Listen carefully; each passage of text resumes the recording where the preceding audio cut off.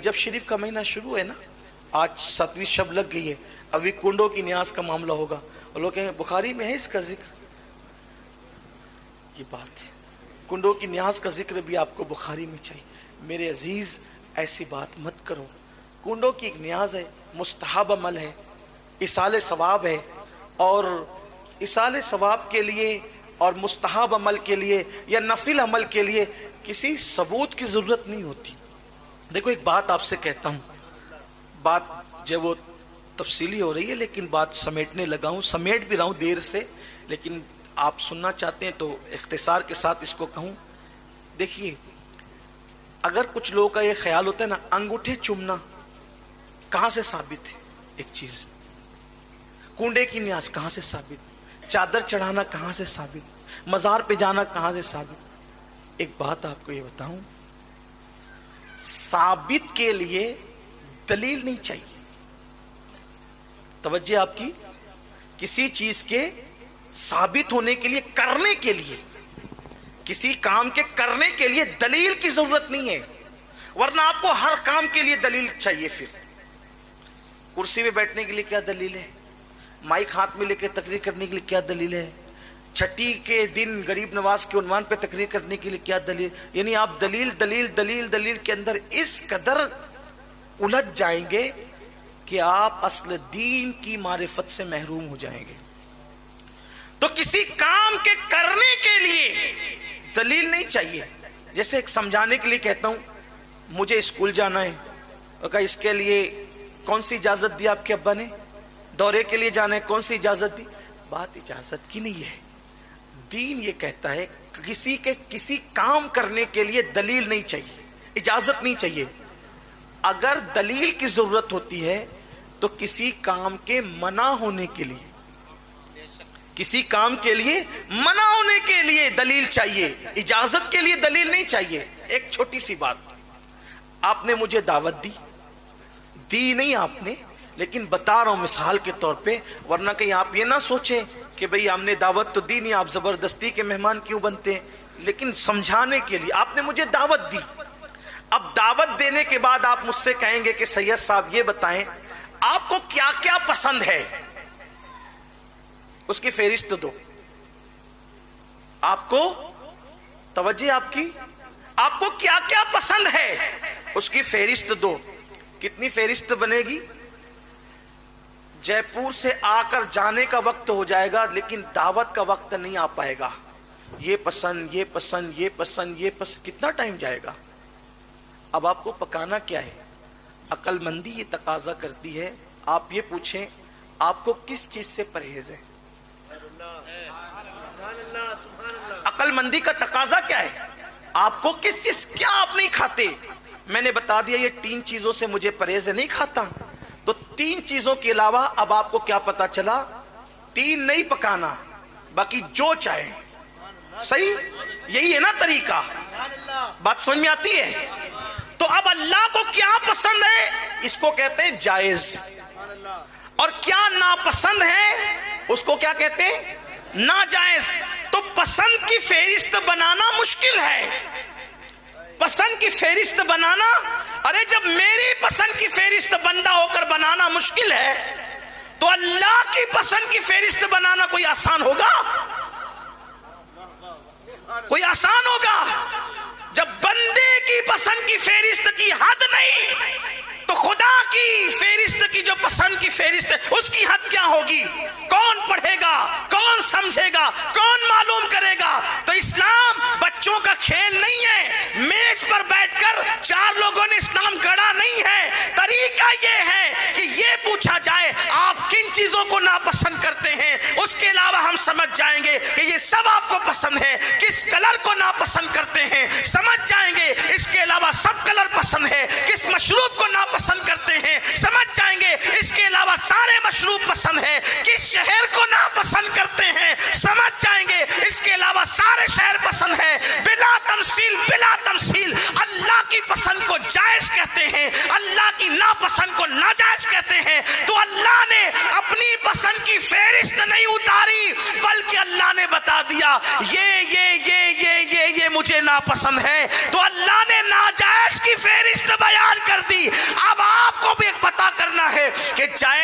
नाजायज, तो जायज की फेरिस्त में मत ढूंढा करो, नाजायज की फेरिस्त में ढूंढा करो। जो नाजायज की फेरिस्त में है बस वही नाजायज है, उसके अलावा जो है वो सब जायज है, जो है वो सब जायज है। अंगूठा चूमना जाए, क्योंकि नाजायज की फेरिस्त में नहीं है। अगर है मुझे बताओ, मैं जिम्मेदारी लेता हूं सुन्नियों की तरफ से, छोटा हूं, बहुत छोटा हूं सुन्नियों का, पूरी सुन्नियत से अंगूठे चूमना नहीं बंद करवा दिया तो फिर कहना, लेकिन शर्त एक है, नाजायज की फेरिस्त में दिखा दो।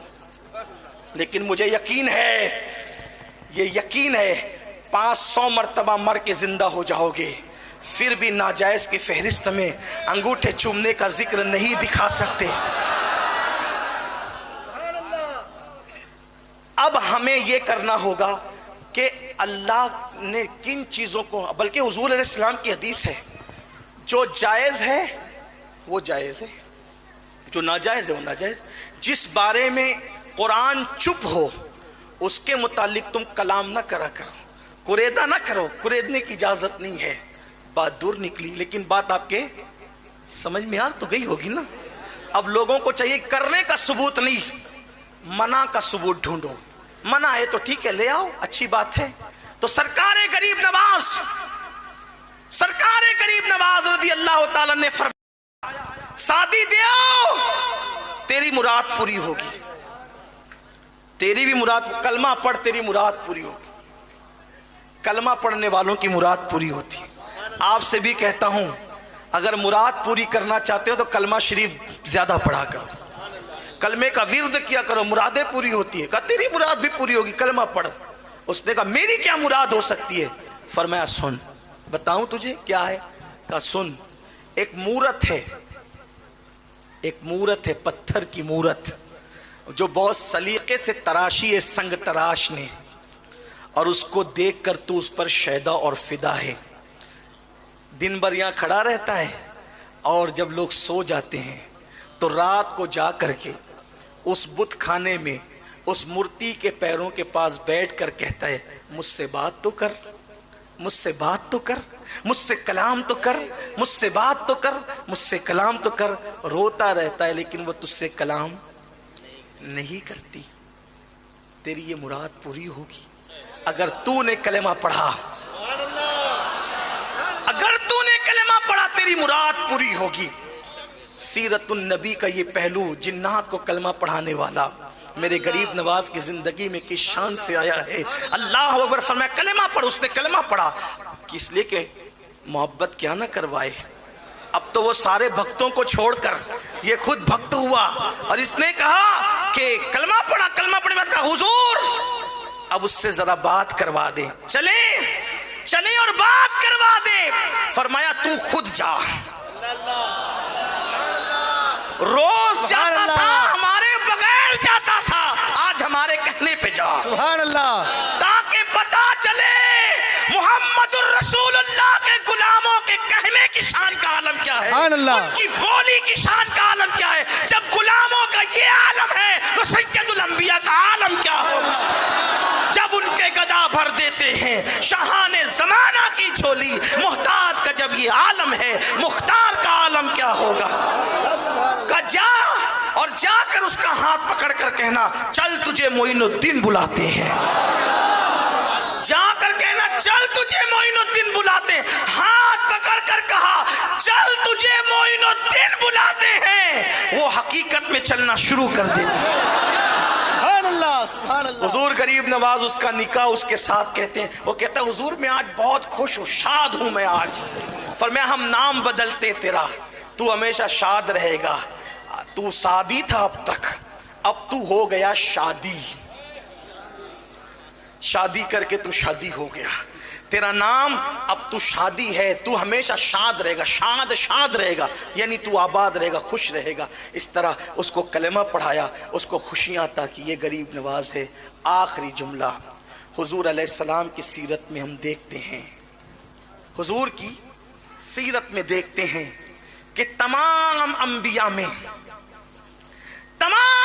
में सबसे ज्यादा जिसके हाथ पर लोग मुसलमान हुए हैं वो मुस्तफ़ा जाने रहमत की जात है।